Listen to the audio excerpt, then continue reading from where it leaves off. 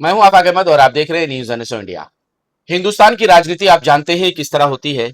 आपने देखा कि अगर कोई मोदी सरकार के खिलाफ खड़ा होता है तो उसे किस तरह सीबीआई, ईडी और कई तंत्रों से उसे जेल सलाखों तक पहुंचा दिया जाता है।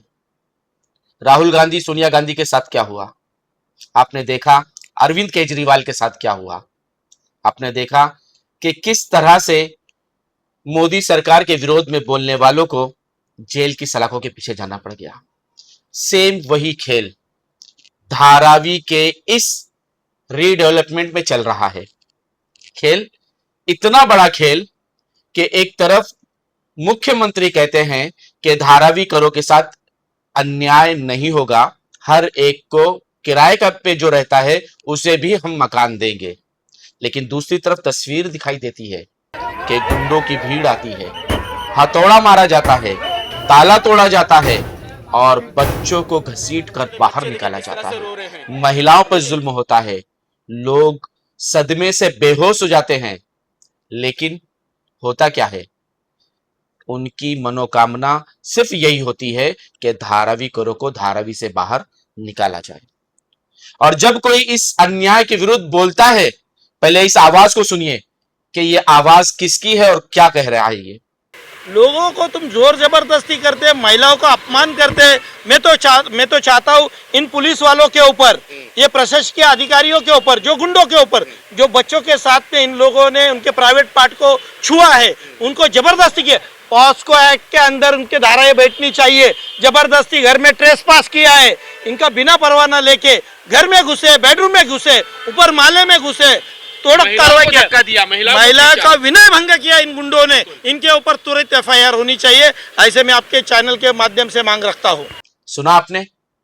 ये वो आवाज थी जो पुलिस के विरोध में थी, ये वो आवाज थी जो गुंडों के विरोध में खड़ी थी। आज उसे कहा जा रहा है कि संजय भालेराव दूध का धुला नहीं है। बदनाम करने का नया तरीका ही ये, किस तरह से उसे बदनाम किया जाए, किस तरह से उसे परेशान किया जाए कि दोबारा इस झमेले में वो ना पड़े। क्या गलती है कि बच्चों के साथ जिस तरह से बेरहमी की गई, उनके साथ जो जुल्म हुआ, उसके खिलाफ उन्होंने कहा कि केस किया जाए। उन्होंने सिर्फ इतना कहा था कि गुंडे, वो गुंडे जिन पर 307, 226 जैसे कई अपराध दर्ज हैं, उन्होंने उसको जाहिर किया। क्या ये गलती है? अगर ये गलत है तो तुम अपने एनएमडीपीएल में ऐसे लोगों को क्यों लाकर शर्मिंदा हो रहे हो? आपको तो ऐसे लोगों को लाने की जरूरत ही नहीं थी। सरकार ने आपको 80% दिया है, तमाम शर्तें आपके लिए हैं, तमाम लोग आपके सरकारी लोग आपके ऑफिस में बैठकर आपका काम कर रहे हैं, फिर आपको गुंडों की जरूरत क्यों पड़ी? विकास धारावी करो का है ना, तो गुंडों की जरूरत क्या है? अगर इसके विरोध में अगर कोई कुछ कहता है तो उसे आप बदनाम करेंगे। चलिए, कोई बात नहीं, जो बदनाम होगा वो बदनाम जरूर होगा, और जो बदनाम नहीं होगा वो अपनी सफाई भी देगा और बताएगा भी कि किस तरह से इल्जाम लगाया जा रहा है और किस तरह से उसे बदनाम किया जा रहा है। एक पोस्ट आई है, जो पोस्ट हम स्क्रीन पर आपको दिखा रहे हैं, उस पोस्ट में या कई ऐसे केसेस है जो खत्म हो चुके हैं, उनको लेकर संजय भालेराव के ऊपर प्रहार किया गया, हमला किया गया है। उसके विरोध में संजय भालेराव हमारे साथ हैं और वो इस सफाई क्या, वो बताना चाहते हैं कि गुंडों के सामने एक अच्छे आदमी को बदनाम करने की कोशिश की जा रही है। तो क्या वो यहां पर रुक जाएंगे? क्या वो डर जाएंगे? इतने दिन खामोश थे, कोई वजह रही होगी, लेकिन आज वो खामोश नहीं बैठेंगे, वो जरूर बोलेंगे। संजय भालेराव जी हमारे साथ हैं। सर, आपका स्वागत है हमारे चैनल में। और सबसे पहला सवाल यह है कि इतने साल, इतने महीने आप खामोश थे, आखिर अब क्यों आप सामने आए हैं? क्या पैसे की फिर से जरूरत पड़ रही है क्या? जय भीम। एनओसे इंडिया और धारावी तक न्यूज का मैं तहे दिल से शुक्रिया अदा करता हूं कि आप मेरे ऊपर जो ट्रोलिंग हो रही है उसके लिए मेरी बात आप सुन रहे हैं और आपके दर्शक सुन रहे हैं। मैं संजय रमेश भालेराव, सामाजिक कार्यकर्ता। मेरा जन्म धारावी माटुंगा लेबर कैंप में हुआ है। मेरी 5th जनरेशन इस माटुंगा लेबर कैंप में है। मेरे दादाजी ये डॉक्टर बाबा साहब आम्बेडकर के साथ में सहयोगी थे, उनके चळवळ में थे। मेरे घर के बाजू में जो मेरे पिताजी के मामा है, वो मोमेंट में, अम्बेडकरी मोमेंट में उनका जिंदगी गई है। कुछ साल से मैं चुपचाप था आफाक भाई। उसका कारण ये था मेरी माँ की तबीयत। गए साल में मेरी माँ को लकवा मारा था और उसकी हालत बहुत बुरी हो चुकी थी, और इस वजह से उसका देखभाल करना बहुत जरूरी था। और डॉक्टर ने मुझे बोला था कि माँ के ऊपर आप ध्यान दो। इस वजह से मैं थोड़ा सा इतर मैटर में था, लेकिन धारावी के मसले में बहुत सारे झूठे केसेस रजिस्टर हो रहे हैं, बदनाम किया जा रहा है, तो मैं माँ की देखभाल में था। लेकिन बहुत बार मैंने मेरी आवाज धारावी के लोगों के लिए निष्पक्ष तौर पे रखी है। उसका खामियाजा मुझे व्यक्तिगत तौर से भी हुआ है। मेरे आजू बाजू के जो लोग हैं वो पहले से क्रिमिनल टाइप के लोग हैं। लेकिन संजय भालेराव जी, आपने कहा कि आपकी माँ बीमार थी, इसकी वजह से आप सामने नहीं आ रहे थे। लोग तो यहाँ आरोप लगा रहे कि आप पैसे लेकर एनएमडीपीएल से पैसे लेकर खामोश बैठ गए। ऐसा है, यदि पैसा लेने वाला आवाज बुलंद नहीं करता है ना। मेरा घर तोड़ा गया आफाक भाई कोरोना के कालावधि में। घर में जगह कम थी, इसके लिए मैंने एक घर बढ़ाया था, तो मेरा 2 बार घर तोड़ा गया। उस घर तोड़ने के वजह से मेरे चाचा को हार्ट अटैक आया, वो इस दुनिया में नहीं है। मेरी बुआ एक्सपायर हो गई है। मेरे ऊपर दुखों का पहाड़ गिर गया था, मेरे फैमिली के ऊपर। और आप जितने भी आंदोलनकारी के उनको मालूम है कि मेरे घर में 2 मौतें होने के बावजूद भी मैं उनके साथ में था, निडरता से था। मेरे घर के दोनों लोगों के मौत के बाद उनके अवयव दान करने तक मैं सामाजिक कार्य करता रहा। लेकिन मेरी माँ की जिम्मेदारी मेरे ऊपर है। अब उसकी उम्र 78 ईयर्स ओल्ड हो चुकी है, और मेरे लिए वही सहारा है। जब उनको लकवा मारा गया था तो सायन हॉस्पिटल में भागम दौड़ी करने के लिए मेरा छोटा भाई और मैं वो काम धंधे पे जाता है। इस वजह से मेरे को उसका देखभाल करने की पूर्ण जवाबदारी मेरी थी। सायन हॉस्पिटल में 1 महीना तक वो एडमिट थी। बाद में वो मानखुर्द के हॉस्पिटल में, जहाँ पे गर्दन में इंजेक्शन दिया जाता था, मेरा दोस्त किरण निक्कम और मैं हफ्ते में 1 बार उसको लेके जाते थे। वहाँ ट्रीटमेंट कम से कम 7-8 महीने चली। तो मम्मी के ऊपर ध्यान दूं, माँ के ऊपर ध्यान दूं, क्या समाज सेवा करूं, ये मेरे ऊपर बहुत बड़ा गंभीर प्रश्न था। लेकिन जिस तरह से मेघवाड़ी में 6 अगस्त को यह हादसा हुआ, उसमें मैंने देखा कि मेरी माँ की जैसी एक सीनियर सिटीजन महिला को घर से बाहर निकाल दिया। जिस तरह मेरे घर के भाई के बच्चे छोटे छोटे हैं, उनको रो रहे थे मेरा घर डेमोलिशन होते समय, उसी तरह वहां के बच्चे भी रो रहे थे। तो ये देखना असह्य हुआ। इसके लिए मैं उनकी मदद के लिए गया। और मैंने उधर खुलकर गणेश नगर और मेघवाड़ी के लोगों के समर्थन में बात रखी।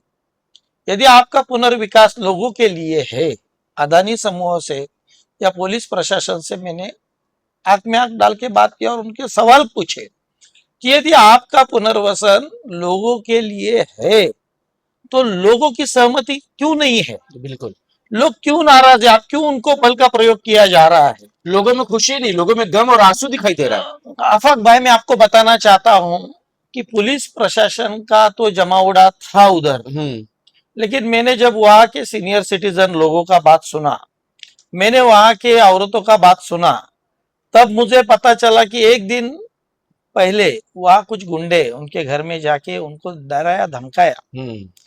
धारावी में कोई भी आदमी इन क्रिमिनलों के बारे में खुलकर बात करने से डर रहा था।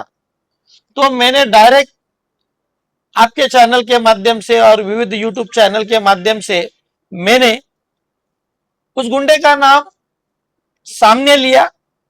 सामने लेने के बाद में प्रशासन की खामियां बताई, पुलिस डिपार्टमेंट की जवाबदारी बताई। इससे बौखलाकर उन्होंने मुझे ट्रोलिंग करना शुरू कर दिया। मैं आपके चैनल के माध्यम से मैं मेरी स्पष्ट भूमिका इसके लिए रखना चाहता हूं। मुझे किसको स्पष्टीकरण देने की जरूरत नहीं है।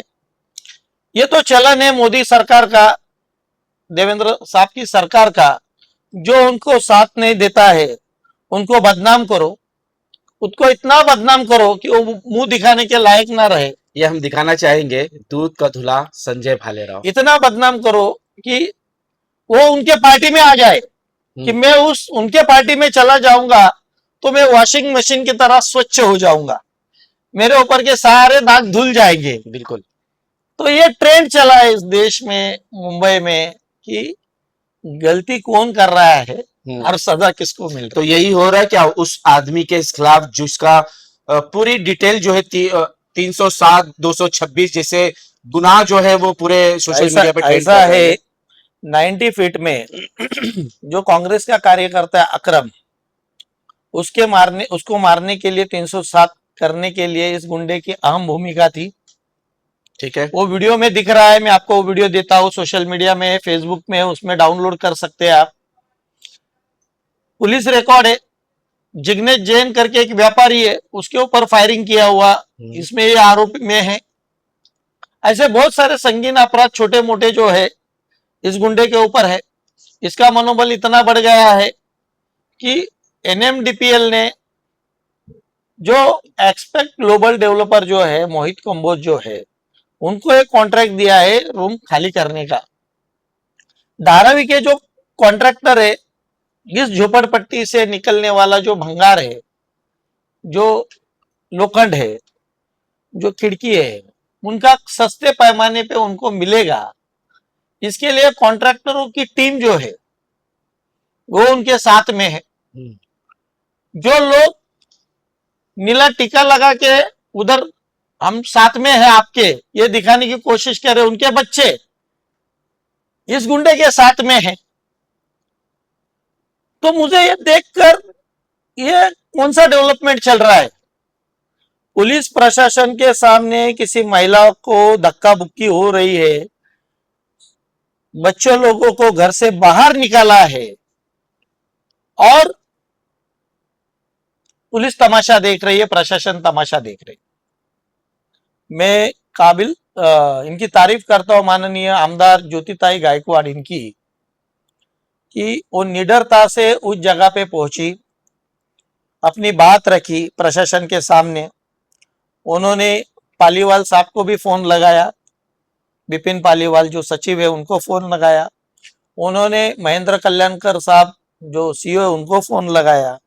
लेकिन वहां के जो तहसीलदार थे, माने करके कोई तहसीलदार थे जो डेमोलिशन का स्क्वाड लेके आए थे, उनके आंख में जू तक नहीं रुकी थी और उन्होंने जो घर का एग्रीमेंट नहीं बना, जो अनिर्णित या अपात्र थे, ऐसे घर भी तोड़े गए। आपके विजुअल के माध्यम से मैं आपको बताना चाहता हूँ कि ऊपर 3 औरतें खड़ी है, नीचे उनके बच्चे रो रहे हैं, माँ नीचे आ जाओ, नीचे तोड़ रहे, ये गुंडे लोग तोड़ रहे हैं। माँ नीचे का यदि ढांचा टूट गया तो आप भी उसके अंदर से दब जाओगी। ये सारा चित्र वीडियो विचलित करने वाला था। सही बात है, ये समझ नहीं आया, कुछ भी किसी को भी समझ में नहीं आया कि ऊपर के फ्लोर पर महिलाएं बैठी हुई हैं, बच्चे हैं और ये ग्राउंड फ्लोर तोड़ रहे हैं। तो ये जवाबदारी वहां के पुलिस डिपार्टमेंट ने जिनको प्रोटेक्शन दिया था कि ये प्रोटेक्शन था क्या उनका? तो सवाल करना गलत है क्या आफाक भाई? मैं कार्टून के माध्यम से, पोस्टर के माध्यम से ये सारी चीजें जनता के सामने ला रहा हूं, तो मुझे मेरे जो छूटे हुए कोर्ट ने मुझे निर्दोष व्यक्त किया, मुक्त किया, सारे केसेस को मेरे को नील किया। न्यायालय की आदेश की प्रत मैंने संबंधित पुलिस स्टेशन को दी, उसके बावजूद भी मुझे ट्रोलिंग किया जा रहा है, मेरा डिफॉर्मेशन किया जा रहा है। अभी मैं आपको बताना चाहता हूं कि धारावी पुलिस स्टेशन या शाहूनगर पुलिस स्टेशन ने रिश्वत खा के मेरे ऊपर जो एफआईआर रिकॉर्ड की, जिस धारा के अंतर्गत मुझे केस में फंसाया है, वो ऑफिसर उस पुलिस स्टेशन में आज के तारीख में है क्या? उनका क्या हुआ? मेरे जैसे दलित, मुस्लिम, सोशल वर्करों को दबाने का ये पुलिस प्रशासन का पहले से फंडा है। तो मैंने भी अपने जीवन में एक फंडा रखा है कि यदि रिश्वत खा के कोई पुलिस वाला किसी गरीब के ऊपर खोटा एफआईआर रिकॉर्ड करेगा तो उसके पीछे भी हम लोग पड़ेंगे, उसको भी एंटी करप्शन ब्यूरो में फंसाएंगे।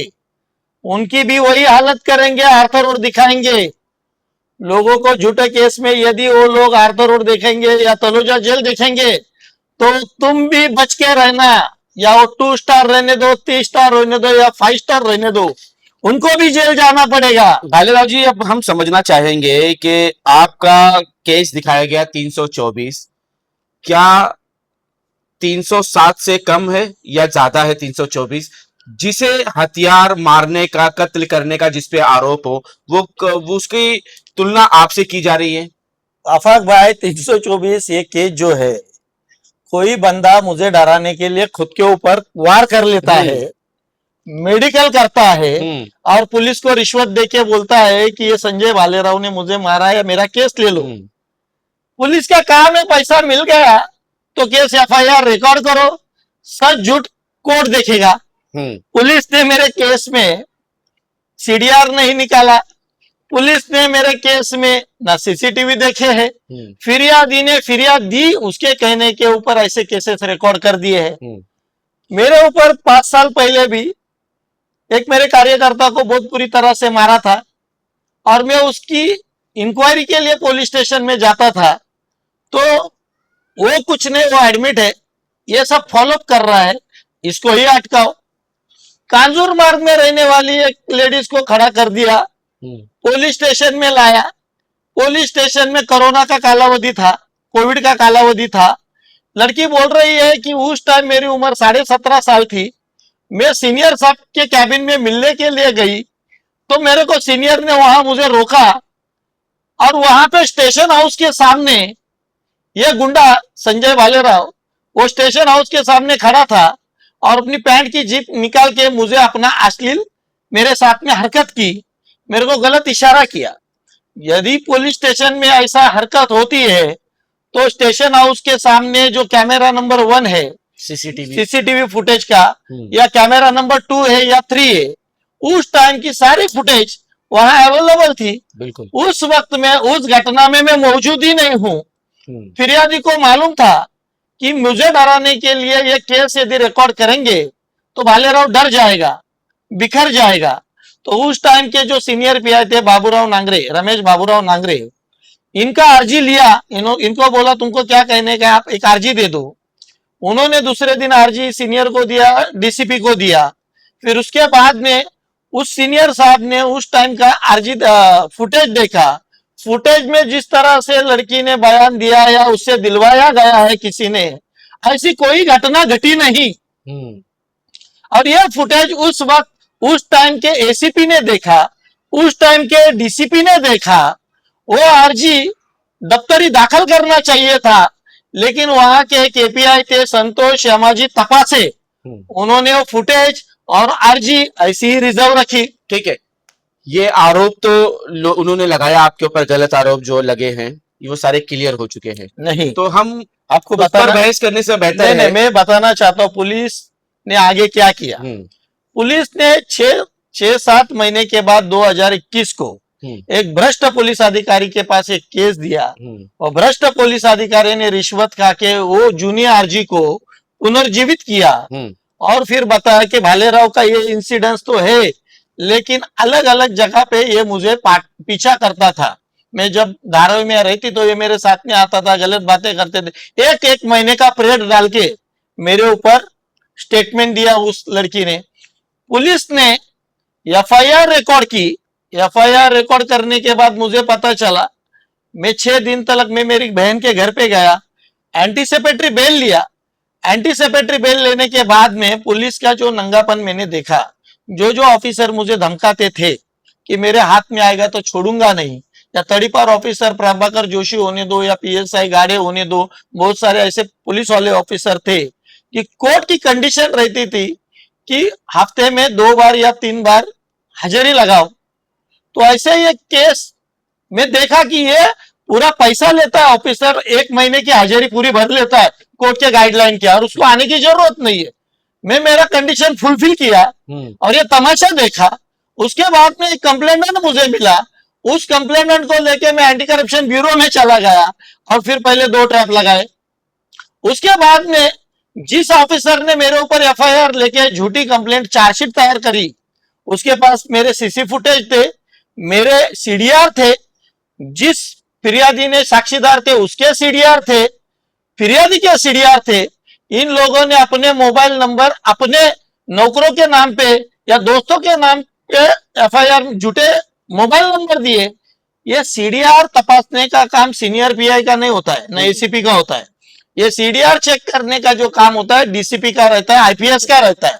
आईपीएस की परमिशन ली इन लोगों ने सीडीआर चेक करने का, और वो सीडीआर भी कोर्ट में चार्जशीट के साथ दिखाया नहीं, सबमिशन नहीं किया। उन्होंने ये सीसीटीवी भी रिकॉर्ड नहीं किया, सबमिशन नहीं किया।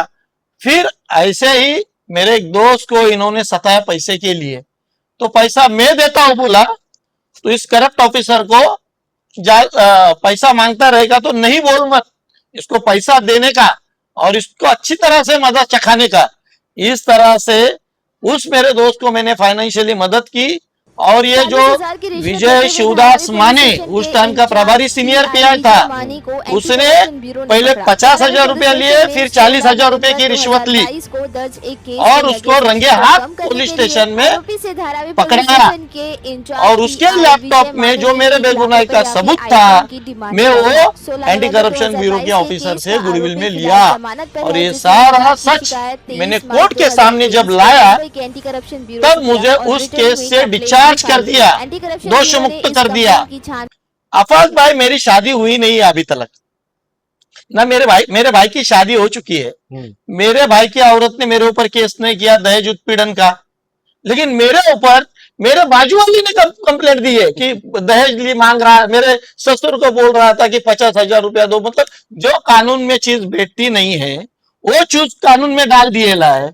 उस लेडीज को यही बात मेरी बाजू वाली लेके डीसीपी के पास गई, वो एफआईआर में उसका नाम है। तो इस तरह से झूठे कंप्लेंट की आदत हो चुकी है। और जिस ऑफिसर को खुमखुमी है रिश्वत खा के खोटा केस रिकॉर्ड करने का, उसने अपनी खुमखुमी मिटावे और अपना सजा पाने का हकदार भी बने।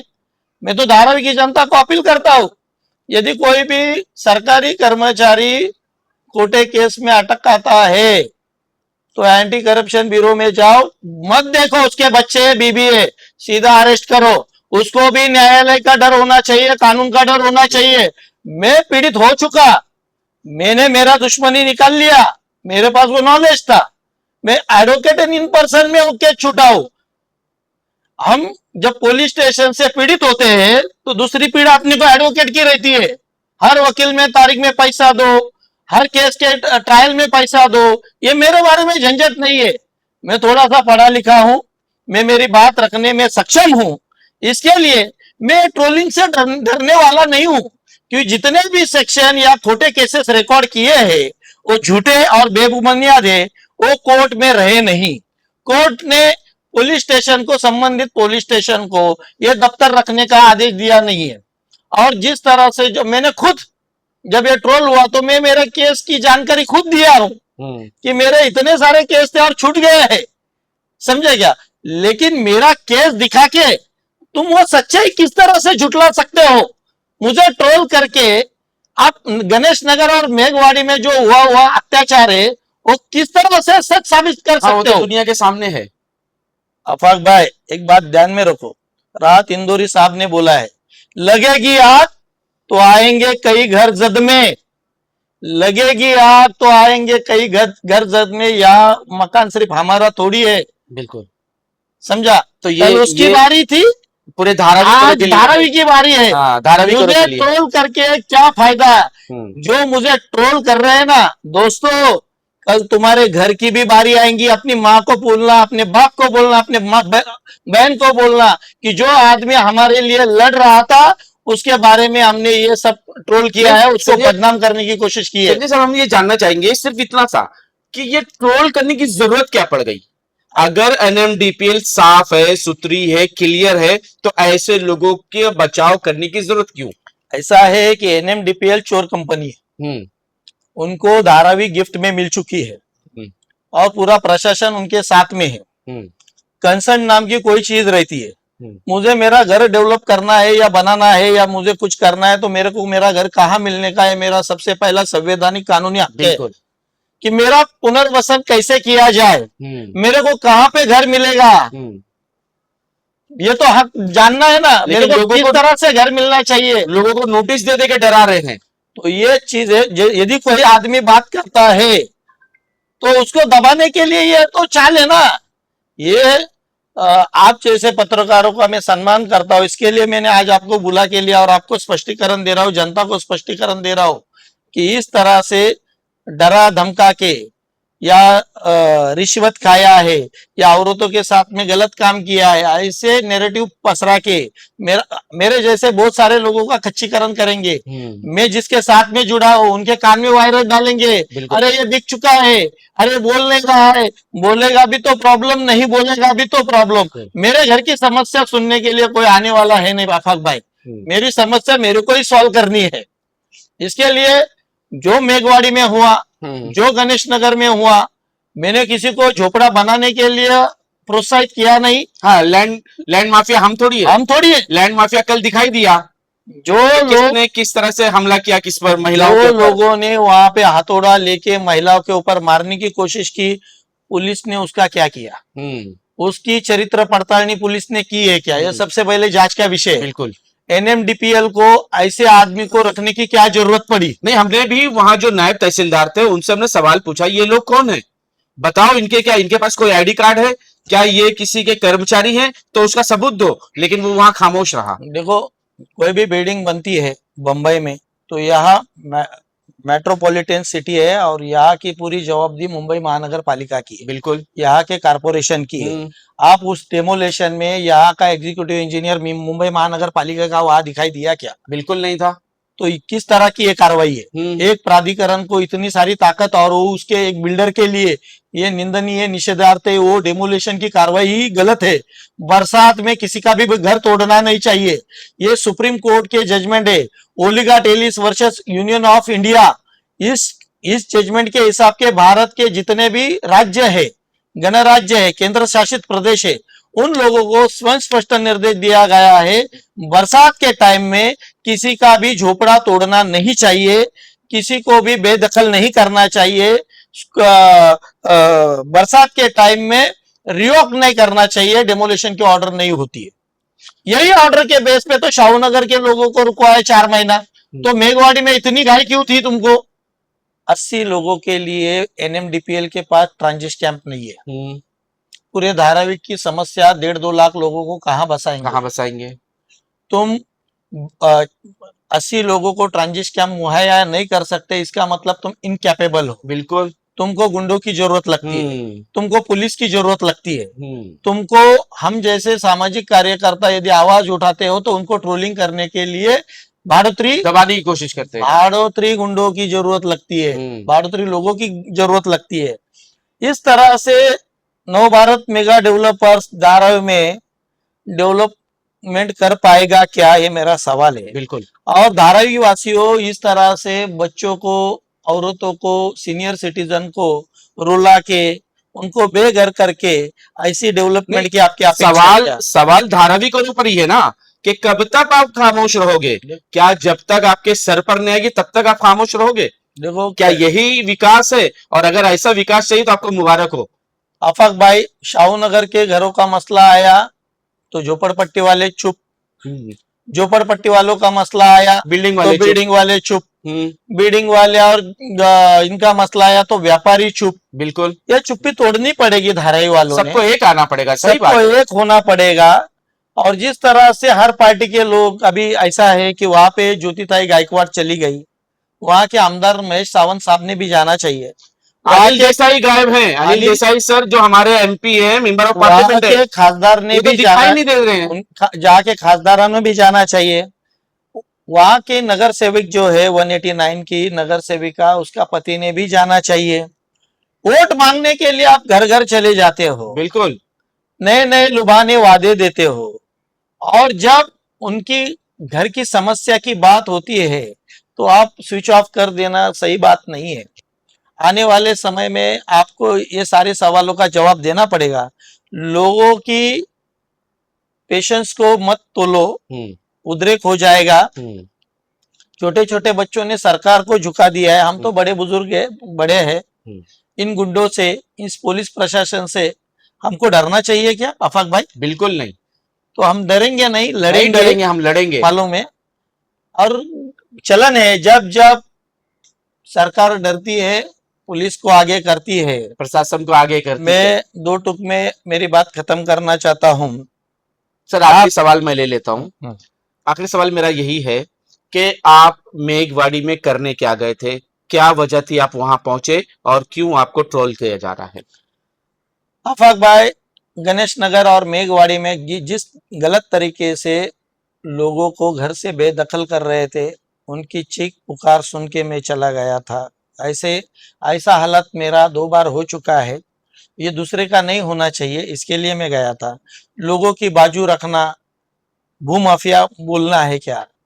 मेरे जूने केसेस को दिखा के, जो खत्म हुए केसेस को दिखा के मेरी आवाज दबाने की कोशिश करना, ये सही है क्या? मेरी आवाज तो दबने वाली है नहीं, कोई भी आवे। मैं बाबा साहब के विचारों का भीम सैनिक हूँ, अम्बेडकरवादी हूँ। सीना हमारा फौलाद है, अम्बेडकर की औलाद है। हम लोग इस कंपनी के सामने, पुलिस प्रशासन के सामने नहीं झुकेंगे। मैंने राइट टू इंफॉर्मेशन डाला है पुलिस खाते को, मैंने ह्यूमन राइट्स में भी कंप्लेंट की है। मेघवाड़ी एक दलित शोषित मागास वर्गीय समाज का पिछड़ा वर्ग है। मैंने SC ST आयोग में भी कंप्लेंट मेरे तरफ से फाइल की है। इस सारे चीजों का जवाब आपको देना पड़ेगा। सरकार आएगी जाएगी, लेकिन लोग रहेंगे। बिल्कुल, हम रहेंगे, हम जाएंगे तो दूसरी पीढ़ी आएंगी। मैं नहीं लड़ूंगा तो कल बोलेंगे कि आप लोग क्या किया धारावी के लिए। जो लोग अदानी की गुलामी कर रहे हैं, उनको भी मैं कहना चाहता हूं, पैसा मिल गया आपको, ठीक है, लेकिन लोगों का जुल्म बर्दाश्त मत करो। अपनी आवाज उठाओ, बोलो और लड़ो। जय भीम। जो लोग अडानी से पैसा ले चुके हैं वो अपने जमीर को खंगालें, देखें कि कल उनके बच्चों, दूसरे के बच्चों के साथ जो जुल्म हुआ है, हो सकता है ईश्वर ना करे आपके बच्चे के साथ भी हो सकता है। क्योंकि ये धारावी या बिल्डर किसी के नहीं होते। हमने फिल्मों में देखा है कि सरकार उनके साथ होती है, नेता उनके साथ होते हैं, गुंडे उनके साथ होते हैं, पुलिस प्रशासन उनके साथ होती है और बिल्डर जबरन उनके घर के पेपरों पर दस्तखत करवा लेता है, साइन करवा लेता है और उसके बाद उन्हें घर से बाहर निकाल देता है। क्या यही खेल धारावी खरों के साथ चल रहा है? अगर चल रहा है तो आप क्या कर रहे हैं? जो धारावी कर रहे हैं वो क्या कर रहे हैं? और अगर नहीं चल रहे हैं तो इंतजार करिए, बुलडोजर और हथौड़ा आपके दरवाजे तक आ रहा है। आज तक के लिए इतना ही। देश विदेश की खबरों के लिए देखते रहे न्यूज़ एंड।